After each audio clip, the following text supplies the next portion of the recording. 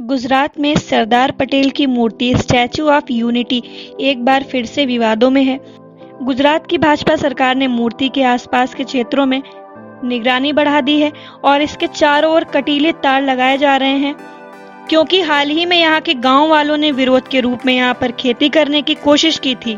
प्रधानमंत्री श्री नरेंद्र मोदी ने सरदार पटेल की 143वीं जयंती पर 31 अक्टूबर 2018 को वडोदरा से 100 किलोमीटर दक्षिण पूर्व में स्थित केवड़िया के पास नर्मदा नदी के पास बनी 182 मीटर ऊंची इस प्रतिमा का अनावरण किया गया था।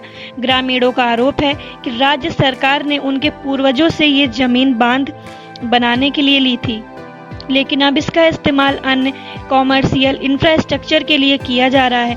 उनका कहना है कि इसके चलते उन्हें उचित मुआवजा दिया जाए या उनकी जमीन लौटाई जाए।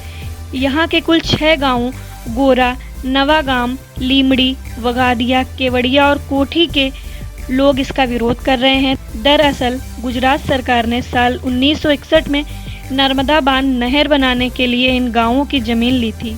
बाद में इसे सरदार सरोवर नर्मदा निगम लिमिटेड यानी SSNNL को ट्रांसफर कर दिया गया।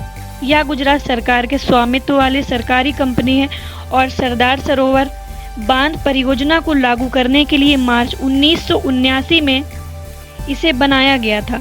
SSNNL उस ट्रस्ट का हिस्सा थी जिससे गुजरात सरकार की ओर से 182 मीटर ऊंची सरदार वल्लभ भाई पटेल की मूर्ति बनाई थी और इसकी देखरेख करती थी।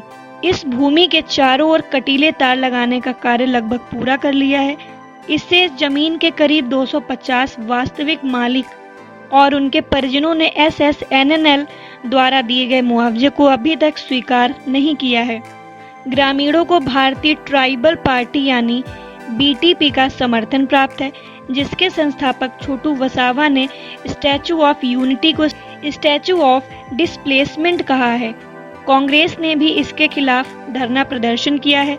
इन 6 गांवों ने भूमि अधिग्रहण के खिलाफ गुजरात हाईकोर्ट में अपील दायर की थी और कहा था कि सरकार द्वारा मुहैया कराया गया मुआवजा मामूली है।